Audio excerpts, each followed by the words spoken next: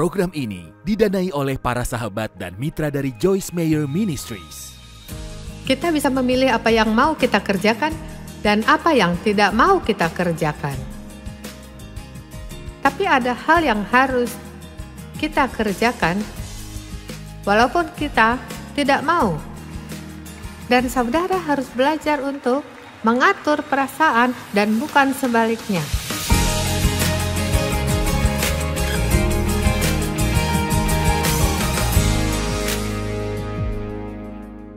Mengerti perasaan saudara. Bapa, aku berdoa malam ini, biarlah Engkau yang berbicara dan bukan aku. Maka aku berdoa agar semua orang di sini memperhatikan dan mendapatkan sesuatu yang baru, bukan sekedar mendengar, tapi juga belajar tentang hal baru, tentang bagaimana cara mengatur perasaan. Dalam nama Yesus. Amin. Orang-orang lebih banyak berbicara tentang perasaan mereka. Mereka berdoa seperti yang kurasa, yang kurasa, yang kurasa. Kita semua punya perasaan. Tapi yang harus kita perhatikan adalah bahwa perasaan itu berubah, dan hanya karena saya merasakan sesuatu belum tentu itu benar. Jadi, pelajaran pertama, perasaan kita bisa salah. Contohnya, saudara merasa seperti tidak layak, tapi kalau saudara baca dalam Alkitab, kita ciptaan yang sangat berharga di matanya. Saudara mungkin merasa tidak layak untuk diampuni karena kesalahan saudara, tapi kalau saudara tahu kebenarannya, yang berkata Tuhan mengampuni, dan kita harus meninggalkan masa lalu dan melihat yang ada di masa depan. Saudara mungkin merasa bersalah setelah diampuni, tapi rasa bersalah itu adalah kebohongan karena setelah dosa itu diampuni, rasa bersalah itu harusnya hilang. Jadi, coba saudara tanya ini dalam hati. Apakah yang kurasakan ini dan seringkali kita hidup berdasarkan perasaan ini? Apakah perasaan saya benar? Apakah ini sesuai firman Tuhan? Atau apakah ini hanya sesuatu entah dari mana yang saya rasakan dari dulu dan saya harus mengkonfirmasi apakah perasaan ini benar atau hanya kebohongan? Kita akan terperangkap dalam kebohongan kalau terus mempercayainya. Dan beberapa dari saudara sekarang sedang berada dalam perangkap kebohongan itu. Maka itu penting bagi kita untuk mendengar firman, pelajari firman. Sebab Tuhan berkata, akulah jalan, akulah kebenaran, dan akulah kehidupan. Hari ini, dunia berusaha meyakinkan kita bahwa tidak ada kebenaran yang pasti. Tapi ada satu kebenaran yang benar-benar pasti. Namanya Yesus. Amin. Jadi, mari kita baca ayatnya. Roma pasal 8 ayat 8. Jadi mereka yang hidup di dalam daging, semua katakan daging. Untuk memuaskan dan mendorong keinginan duniawi. Saudara mengerti maksud dari dorongan seperti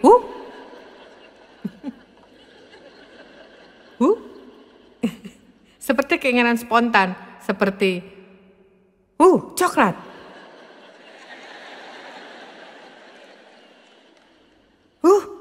Diskon.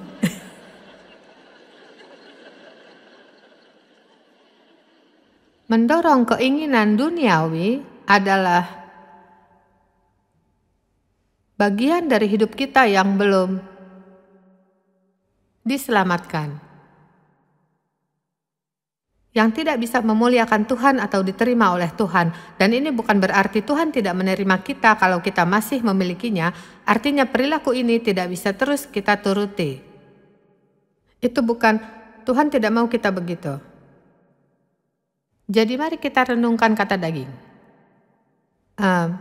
Saya bertahun-tahun hidup menurut keinginan daging. Dan saya yakin beberapa dari saudara juga masih melakukannya sampai sekarang. Saudara bahkan tidak menyadarinya. Dan ini juga berarti tiap kali saudara ingin melakukan sesuatu, saudara lakukan. Atau tiap kali saudara malas melakukan sesuatu, saudara tidak lakukan. Kita hidup berdasarkan perasaan, kita menuruti daging.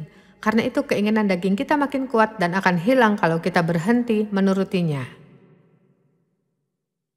Jadi kita harus dengan pertolongan dari Tuhan dan kasih dari Roh Kudus, kita perlu mempelajari firman, tahu siapa itu iblis, tahu siapa itu Allah, dan kita harus menggunakan yang kita miliki, yaitu penguasaan diri.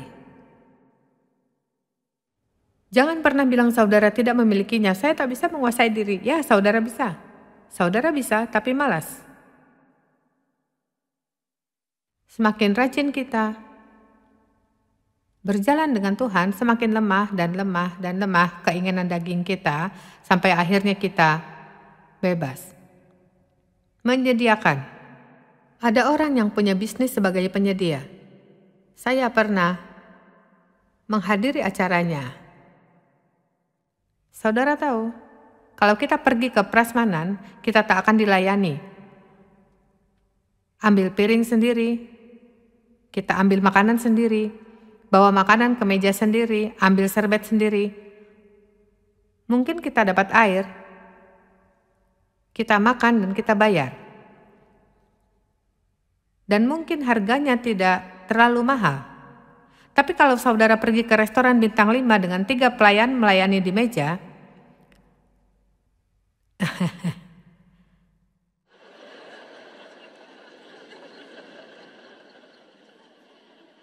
saudara pergi ke toilet meninggalkan serbet kotor di meja, dan waktu kembali ada serbet baru dengan bentuk angsa.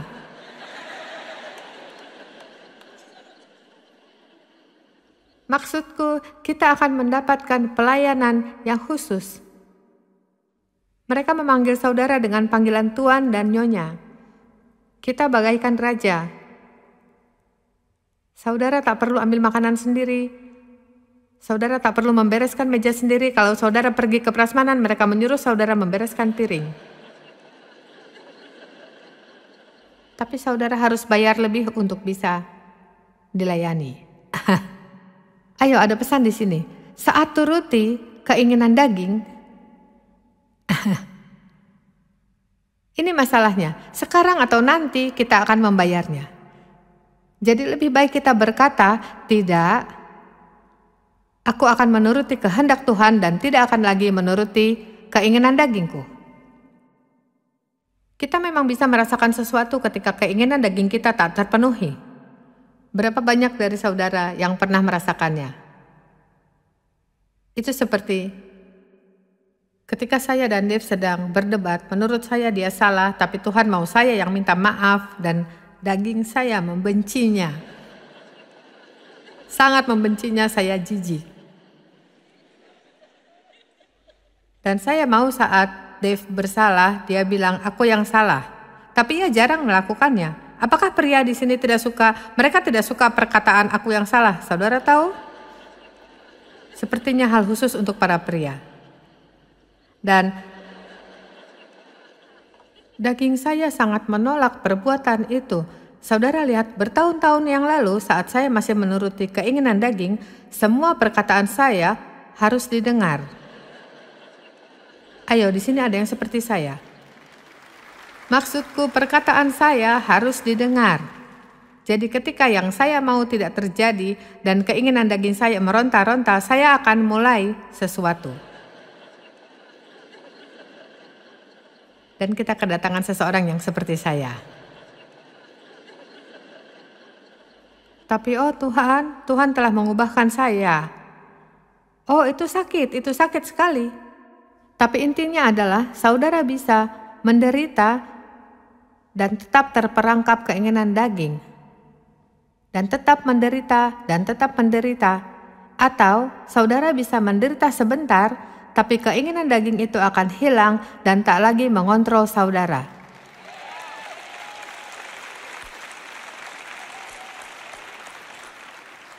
Satu Korintus pasal 3 ayat 3. Paulus berbicara pada jemaat Korintus, mereka melakukan kehendak Roh Kudus. Mereka seharusnya menjadi jemaat yang spesial. Dan dia berkata kepada jemaat, Paulus mengadakan pertemuan seperti malam ini, jemaatnya mungkin tak sebanyak ini karena Paulus mengadakannya di goa, tapi bayangkan saja acara Paulus berjalan dengan lancar dalam goa itu dan Paulus berkata kepada mereka, kalian belum rohani. Dan saya masih lebih baik. Karena kamu masih manusia duniawi sebab berada di bawah keinginan daging. Sebab selama masih ada iri, dengki, pertengkaran di antara kamu, ada iri hati dan perselisihan, bukanlah hari itu menunjukkan bahwa kamu manusia duniawi dan bahwa kamu hidup secara manusiawi. Lihat, lahir baru berarti kita mengalami perubahan. Jadi tidak ada proses yang instan dan itu sudah pasti. Alkitab berkata kita dibuat menurut gambarannya sedikit demi sedikit menuju kemuliaannya. Jadi kalau saudara baru lahir baru, sama seperti 400 orang yang datang ke altar tadi malam, kalau saudara baru menerima Yesus dan saudara belum melihat perubahan besar, saudara jangan khawatir. Itu hal yang normal. Tapi kalau sudah lahir baru selama 20 tahun, dan tidak ada perubahan dan saudara masih bergumul dengan masalah yang sama dengan 20 tahun yang lalu, dan saudara masih egois dan pikiran saudara penuh dengan hal tidak berguna, kalau mereka tidak mungkin, saya tahu. Ayo, saya beritahu rahasia. Saya berkhotbah untuk mereka yang tersenyum.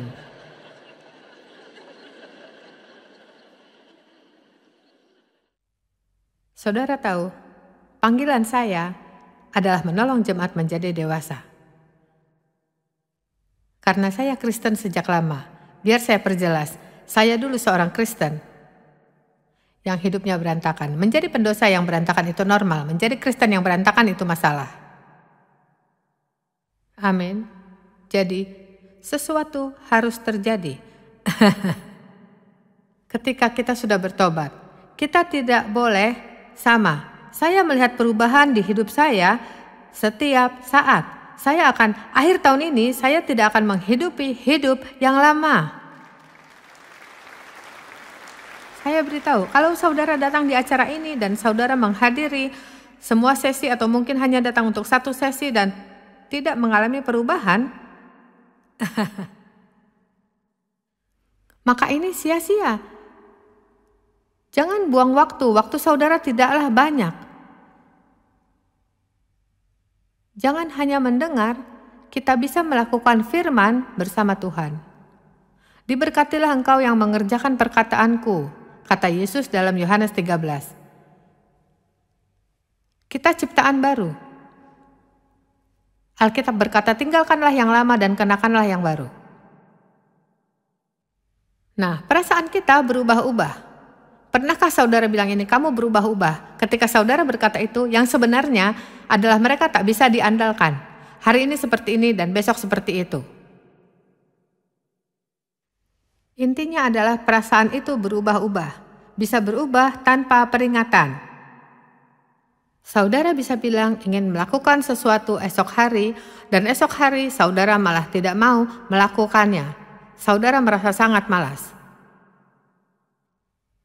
Saya merasakan itu kemarin, saya jalan pagi setiap hari, dan saya sangat menikmatinya. Saya mau lari saat saya berhalangan, dan saat pertemuan saya tidak bisa lari.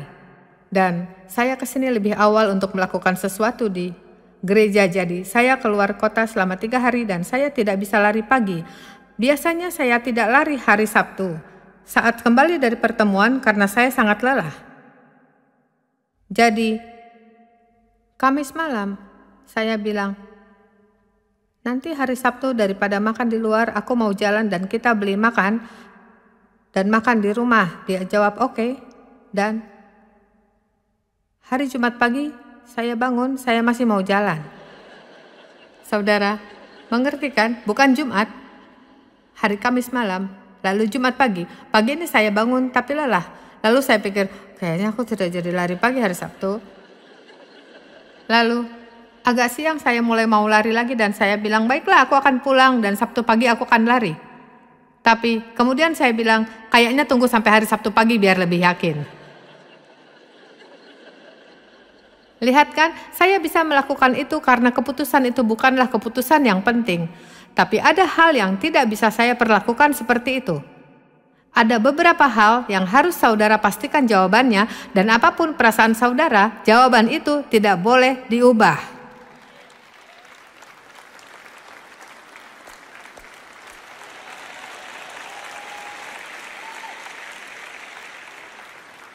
Perasaan bisa hilang saat saudara membutuhkan dukungan. Dan perasaan ada ketika saudara sedang tidak mau. Kita mau semangat saat berolahraga atau membersihkan garasi. Kita mau semangat saat kerja atau bayar tagihan. Tapi perasaan itu tidak mau mendukung kita. Mike, yang menyapa saudara di depan dan mengedarkan kantung persembahan, istrinya adalah asisten saya dan dia tidak menyukai olahraga. Dan setelah dia mendengar khotbah saya minggu lalu di gereja dalam kota namanya St. Louis, dia berkata, kau tahu, saya tidak pernah sekalipun ingin berolahraga. Dan lihat, saya sekarang melakukannya. Dan kenapa? Saya telah melihat hasilnya. Ingat, saya bertanya apakah saudara tahu arti dari membayarkan? Bagi saya, yang saya terima adalah kekuatan yang luar biasa. Jadi seperti ini, saya tidak peduli tentang yang saya lakukan karena saya lebih peduli tentang apa yang saya akan dapatkan. Ya, dia belum memiliki pengertian lebih dalam. Tapi bagaimanapun, dia melihat gudangnya yang kotor, dan dia merasa ingin membereskannya. Saya bilang saya tidak pernah merasakannya.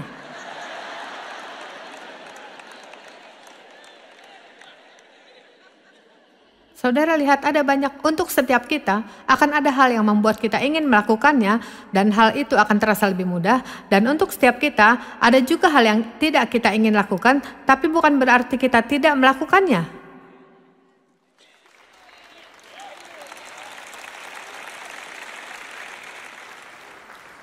Saya akan mengatakannya lagi karena terkadang kita perlu diingatkan. Tuhan berkata, dan kukatakan lagi kepadamu.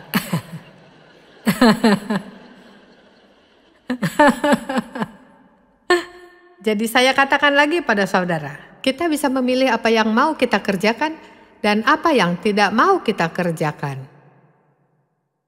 Tapi ada hal yang harus kita kerjakan walaupun kita tidak mau. Dan saudara harus belajar untuk mengatur perasaan dan bukan sebaliknya.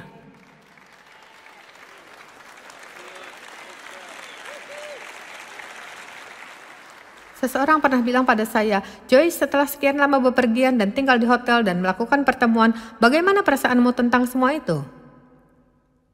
Dan saudara tahu, jawaban saya bikin saya kaget. Saya jawab, kau tahu? Saya belum pernah menanyakan ini. Saya akan ada dalam masalah kalau saya bertanya ini ke diri sendiri. Saya beritahu apa yang saya ingin lakukan. Saya ingin diam di rumah, bersantai di kursi, dan bersama salah satu cucu saya. Saya tidak ingin keluar dan tinggal di kamar hotel. Tapi perasaan saya tidak penting, karena saya harus melakukan pekerjaan saya. Menyelesaikan panggilan saya, melakukan semua kehendak Tuhan atas hidup saya. Semua yang Tuhan ingin untuk saya lakukan. Semuanya. Bukan hanya setengah, tapi semua.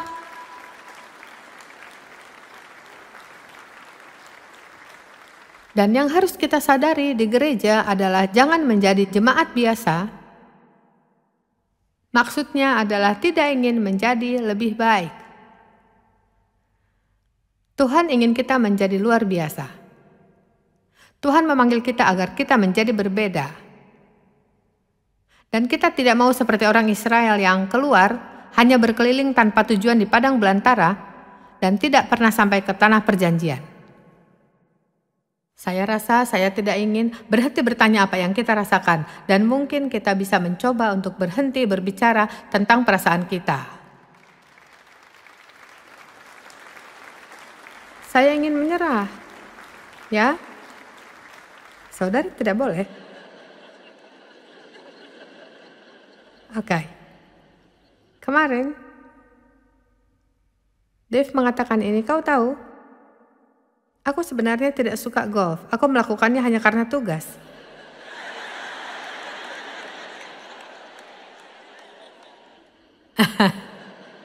Saya jawab, coba diulangi sekali lagi. Dia jawab, aku tidak suka golf. Aku melakukannya karena itu adalah tugas dan tanggung jawab. Tentunya dia hanya bercanda, tapi saya masih kaget mendengarnya. Kita tidak ingin marah, saya menyesal karena marah. Karena kalau saya tidak marah, maka saya tidak harus mengontrol diri saya. Saya berharap saya bisa menjadi sangat ramah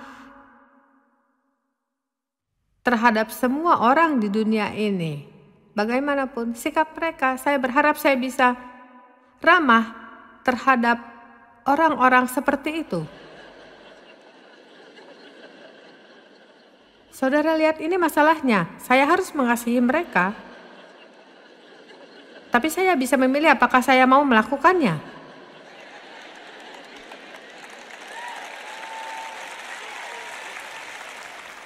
Amin. Jadi kita harus berhenti bilang, aku tidak mau, aku tidak mau.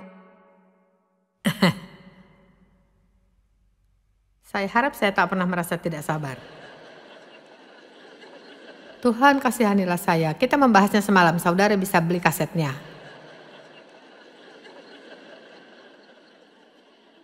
Terkadang saya iri, saya benci itu. Saya merasa bodoh ketika saya merasa iri pada seseorang. Terkadang saya marah, terkadang merasa kesal, terkadang saya tersinggung, terkadang perasaan saya tersakiti. Tapi ini pesan yang ingin saya sampaikan. Hanya karena saudara merasa kesal, saudara tak harus marah.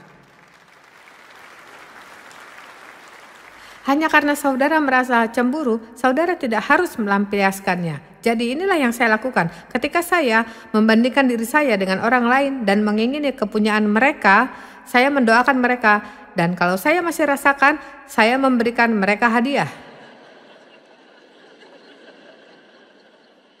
Ayo, kita bisa menghancurkan iblis kalau kita konsisten melakukan semua yang benar. Roma 12:21 adalah ayat paling kuat dalam Alkitab dan sangat sederhana. Kalahkanlah kejahatan dengan kebaikan. Kalahkan kejahatan dengan kebaikan. Saya sudah berhasil mengalahkan masa lalu saya ketika saya membuat keputusan yang saya tidak ingin. Merawat ayah saya yang menyiksa saya sampai dia meninggal. Lihat, kalau saudara berbuat kebenaran, apapun perasaan saudara, itu akan menghancurkan kuasa iblis di hidup saudara. Saudara mengerti? Dan itu normal, saudara bisa cerita ke Tuhan. Saudara tahu rasa marah bukan dosa, kalau direalisasikan baru berdosa.